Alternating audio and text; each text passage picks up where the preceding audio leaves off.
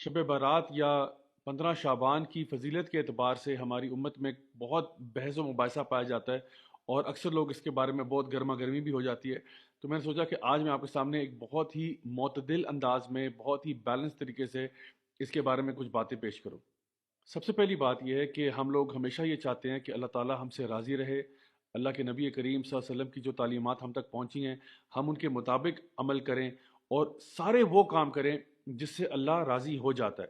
अब बात यह है कि अल्लाह को राज़ी करने के लिए जो इन्फॉर्मेशन आपको चाहिए होगी, वो ज़ाहिर सी बात है, उसके दो ही बुनियादी तौर पे सोर्सेज हैं। तो या तो वो अल्लाह सुब्हान ताला की किताब है कुरान मजीद, या फिर वो नबी करीम सल्लल्लाहु अलैहि वसल्लम की सुन्नत है, जो कि 100% ऑथेंटिक है।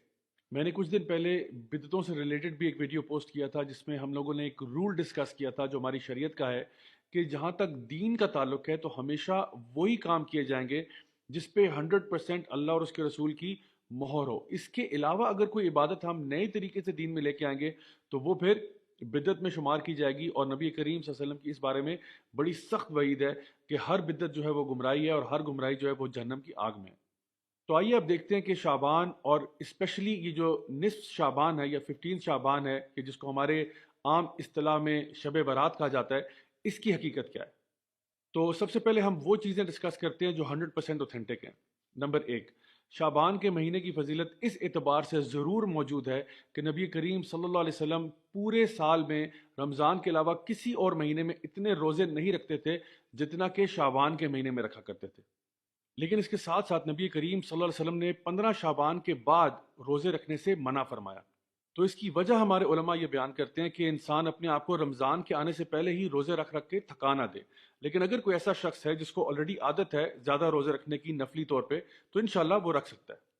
लेकिन उसको भी चाहिए कि वो भी रमज़ान के शुरू होने से 2-3 दिन पहले रोज़े रखना तर्क कर दे। तो ये तो थी शाबान की फजीलत कि इस महीने में नबी करीम सल्लल्लाहु अलैहि वसल्लम ज़्यादा से ज़्यादा रोज़े रखा करते थे। जहाँ तक ताल्लुक 15 शाबान का है, तो इस हवाले से जो दो रिवायात हमारे सामने आती हैं जिनका माने तकरीबन एक जैसे हैं, जो कि ऑथेंटिक हैं, उसमें ये बात बयान की गई है कि अल्लाह सुब्हान तआला इस रात को अपनी मखलूक की तरफ देखते हैं और सिवाय मुशरिक के या वो शख्स जो कि बुग़्ज़ और कीना रखता है, सबको माफ़ फरमाते हैं। तो इस बात से पता ये चला कि अगर आपके अंदर ईमान की कमी है, या अगर आप लोगों के बारे में बुग़्ज़ कीना वगैरह रखते हैं, तो बराए मेहरबानी 15 शाबान से पहले पहले इसको दुरुस्त करें, ताकि अल्लाह सुब्हान ताला आपको माफ़ फरमाए। अब आते हैं उन ढेरों रिवायात की तरफ जो इस मौजू के ऊपर या तो बहुत ज़्यादा कमज़ोर हैं सनद के अतबार से, या फिर मौदू हैं यानी कि फैब्रिकेटेड हैं, मन घड़त हैं। और इससे पहले कि मैं आपके सामने वो बातें बयान करूं, नबी करीम सल्लल्लाहु अलैहि वसल्लम की एक हदीस है जो बिल्कुल सही है, जहाँ पे आपने फरमाया कि एक शख्स के झूठा होने के लिए यही बात काफ़ी है कि वो हर सुनी सुनाई बात को आगे कर दे, लोगों तक पहुंचा दे। तो इसलिए हमें बहुत एहतियात करनी चाहिए कि इससे पहले कि हम किसी को कोई ज़ईफ़ रिवायत बताना शुरू करें या कोई उसको मनगढ़ंत रिवायतें सुनाना शुरू करें, विदाउट वेरीफाइंग फर्स्ट, हमें खुद अपने बारे में सोचना चाहिए कि क्या हम झूठों की सफ़ में शामिल होना चाहते हैं या नहीं। तो सबसे पहले वो लोग जो ये कहते हैं कि इस रात को फैसले होते हैं और तकदीर के फैसले और रूहें निकल आती हैं वगैरह वगैरह। तो पहली बात तो ये कि रूहों का निकलना तो हमारे दीन में कोई टॉपिक है ही नहीं, क्योंकि जो शख्स एक दफ़ा फोत हो गया उसका मामला अल्लाह के साथ है, वो आलम बरज़ख है। जो फोत हो गया वो वापस नहीं आता। दूसरी बात ये कि जो लोग ये कहते हैं कि इस रात में कुरान मजीद नाजिल हुआ था, ये बिल्कुल फैब्रिकेटेड बात है। इसलिए क्योंकि कुरान मजीद हम सब जानते हैं कि वो लैलतुल क़द्र में नाजिल हुआ था। इन्ना अंज़लनाहु फ़ी लैलतुल क़द्र वमा अदराका मा लैलतुल क़द्र, ये बच्चा बच्चा ये बात जानता है। और लैलतुल क़द्र जो है वो रमज़ान के अंदर आखिरी अशरे की ताक रातों में तलाश की जाती है। फिर वो अहदीस जहाँ पे लोग ये कहते हैं कि जी अल्लाह ताला समा दुनिया पे आता है और कहता है कोई है मुझसे मफरत मांगने वाला, कोई है मुझसे बख्शिश तलब करने वाला, कोई है मुझसे दुनिया और आखिरत की कोई चीज़ मांगने वाला जिसको मैं अता फरमाऊँ। तो ये बात सिर्फ निस्फ शाबान के लिए मखसूस नहीं है, बल्कि हर रात को ऐसा होता है। ये वो तहज्जुद का टाइम है जिस पे हमें उठना चाहिए, अल्लाह ताला से दुआ करनी चाहिए, नमाज पढ़नी चाहिए। ये एक मसनून चीज़ है जो हम कर सकते हैं पूरा साल। इसके अलावा कुछ ऐसी रसूमात जो लोगों ने अपनी तरफ से घड़ी हुई हैं, फॉर एग्जाम्पल हलवे बना बना के लोगों को खिलाना, या कब्रिस्तान जाना, या इसके अलावा बन ठन के तैयार होना और ये कहना कि ये मुर्दों की ईद है, ये सब चीज़ें जो हैं ये फैब्रिकेटेड हैं, इनका कोई वजूद हमारे दीन में नहीं मिलता। इसके साथ साथ जितनी भी अहादीस इबादत के एतबार से आती हैं कि इस रात को ख़ास इबादत 100 रकत नमाज पढ़ी जाए और 14 रकत नमाज पढ़ी जाए और यूं पढ़ा जाए, ये सारी की सारी रिवायात फैब्रिकेटेड हैं, موضوع ہیں اور ہمیں کبھی بھی کسی تک منتقل نہیں کرنا چاہیے ان کو۔ آپ کسی بھی ایسے عالم سے جو حدیث کا پختہ علم رکھتے ہیں، چاہے ان کا تعلق کسی بھی مکتبہ فکر سے ہو، ان سے اگر آپ پوچھیں گے کہ جی ہمیں بتائیے کہ جو احادیث ہم ذکر کر رہے ہیں کیا یہ حدیثیں صحت کے اعتبار سے صحیح ہیں، وہ خود آپ کو بتائیں گے کہ ہاں ان میں ایسی روایات موجود ہیں جو کہ بہت زیادہ ویک ہیں یا پھر فیبریکیٹڈ ہیں، موضوع ہیں، یعنی کہ کسی نے خود سے گھڑی ہیں، نبی کریم صلی اللہ علیہ وسلم نے کبھی ایسا ذکر نہیں کیا تھا۔ پھر رہی وہ بات کہ لوگوں کا یہ کہنا کہ جی اس رات کو قسمت کے فیصلے ہوتے ہیں، تقدیر کے فیصلے ہوتے ہیں، یہ بات بھی درست نہیں ہے، کیونکہ یہ فیصلے بھی لیلۃ القدر کی رات میں ہوتے ہیں۔ اللہ سبحانہ وتعالیٰ فرماتے ہیں تنزل الملائکۃ والروح فیہا باذن ربہم من کل امر، کہ اس رات کو جبریل امین اور فرشتے نازل ہوتے ہیں ہر فیصلہ لے کر اللہ تعالیٰ کی طرف سے۔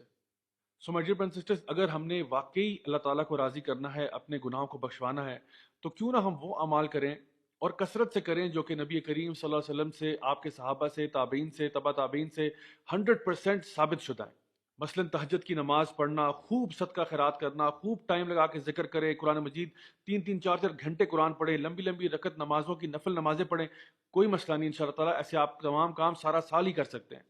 اب اگر کوئی یہ شخص کہتا ہے کہ جی ہم 15 شعبان کو اگر خاص طور پہ کچھ عبادت کر لیں تو اس میں حرج ہی کیا ہے؟ حرج صرف اتنا ہے کہ اگر تو آپ کا یہ روز کا معمول ہے تو ضرور کریں، دعائیں مانگیں، ذکر کریں، قرآن پڑھیں، ضرور کریں، لیکن اس رات کو خاص کرنا نہ تو نبی کریم صلی اللہ علیہ وسلم سے 100% ثابت ہے، نہ ہی صحابہ کرام سے ثابت ہے، نہ ہی اہل بیت سے ثابت ہے، کسی سے بھی ثابت نہیں ہے کہ وہ اس رات کو خاص طور پر کچھ کیا کرتے تھے۔ تو دین ہمارا نبی سے ہی آ رہا ہے صلی اللہ علیہ وسلم سے، آپ کے فیملی سے آ رہا ہے، آپ کے کمپینین سے آ رہا ہے، تو کیوں نہ ہم وہی اعمال کریں جن کو وہ اچھا سمجھا کرتے تھے۔ اب پوری بات کا خلاصہ یہ ہے کہ شعبان کا مہینہ ایک بڑا خاص مہینہ ہے جس میں نبی کریم صلی اللہ علیہ وسلم خوب روزے رکھا کرتے تھے۔ دوسری بات یہ کہ قرآن مجید میں 15 شعبان کی کوئی خاص اہمیت مینشنڈ نہیں ہے۔ یہ کہنا کہ جی اس رات کو تقدیر کے فیصلے ہوتے ہیں، یہ چیز بالکل من گھڑت ہے۔ اس رات کے بارے میں ایک روایت بہرحال درست ہے جہاں پہ یہ بات ذکر ہے کہ اللہ سبحانہ تعالیٰ اپنی مخلوق کے ساتھ رحم کرتے ہوئے سوائے مشرک کے اور اس شخص کے جو کہ بغض اور کینہ رکھتا ہے تمام کو معاف کر دیتے ہیں۔ خاص طور پر 15 شعبان کا روزہ رکھنا یہ سنت عمل نہیں ہے بلکہ اس کو مکروہ کہا جا سکتا ہے، اور 15 شعبان کے بعد تو روزہ رکھنا ویسے بھی اس کی ممانعت ہے سوائے اس شخص کے جو کہ پہلے سے ہی روزے رکھتا ہو۔ جتنی بھی احادیث اس رات کے بارے میں بیان کی گئی ہیں کہ خاص عبادات اس رات میں کی جائیں، وہ سب کی سب یا تو بہت زیادہ ضعیف ہیں یا من گھڑت ہیں یا موضوع ہیں۔ نبی کریم صلی اللہ علیہ وسلم سے، آپ کے اہل بیت سے، آپ کے صحابہ سے کوئی ایسی خاص عبادات منقول نہیں ہیں کہ انہوں نے بیان کیا ہو کہ اس رات کو یوں یوں خاص عبادات کرنی ہے۔ اور آخر میں یہ کہ اس رات میں چراغاں کرنا، خاص قسم کے کھانے بنانا، حلوے بنانا اور قبرستان جانا، یہ سارے کے سارے اعمال کرنا درست نہیں ہے اور بدعت میں شمار ہو سکتے ہیں۔ اللہ تعالیٰ سے دعا ہے کہ اللہ تعالیٰ ہمیں بالکل صحیح معنوں میں اپنے دین پر چلنے کی توفیق عطا فرمائے، ہماری کمیاں، کوتاہیاں، غلطیوں کو معاف فرمائے اور ہم سب کو جنت الفردوس میں اعلیٰ مقام نصیب فرمائے۔ Until next time, this is me, Raja Ziaulak, signing off. Wassalamu alaikum wa rahmatullahi wa barakatuh.